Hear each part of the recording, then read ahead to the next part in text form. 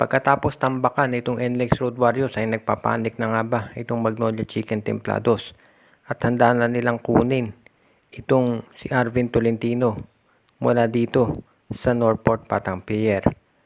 Nakita natin kung paano dinurog nitong NLEX itong Magnolia at yung laro ng Magnolia sa totoo lang parang hindi Magnolia. Dahil alam natin itong Magnolia mahirap tambakan niya, lumalaban talaga pero parang walang fighting spirit doon sa laban nila. Alam natin meron mga injury yung players pero dapat at least nagpakita ng puso ito pero parang wala tayong nakita doon. Kaya sa ngayon, mukhang ang tingin ng karamihan baka itong Magnolia ay gagawa na ng paraan at makipag-trade na. At ang gagawin nila, kukunin nito si Arvin Tolentino mula sa Northport Batang Pier. Medyo ang problema na dyan kasi, itong si Arvin Tolentino, ang ganda ng nilalaro sa Northport. Ang Northport ngayon, ang ganda ng performance.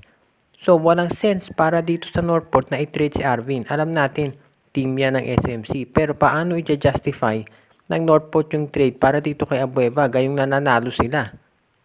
Kaya sa tingin ko, kung sakaling i-trade dito si Arvin, dapat ang Northport nag-i-struggle din dahil siyempre paano i-justify ng Northport yan sa PBA Trade Committee at pati na doon sa mga fans na ipamimigay mo yung top scorer mo para dito kay Calvin Abueva na hindi naman nakatutulong dito sa Magnolia. Kaya sa tingin ko baka hindi pa si Arvin Tolentino siguro kukunin nila sa ngayon. Kukunin nila si Arvin eventually pero sa ngayon siguro baka ibang solusyon pa hinahanap ng Magnolia. Pero sa tingin ko maliwanag dito mukhang kailangan ng adjustment dito sa Magnolia. Hindi lang dito sa players kung hindi maski na dito sa coach.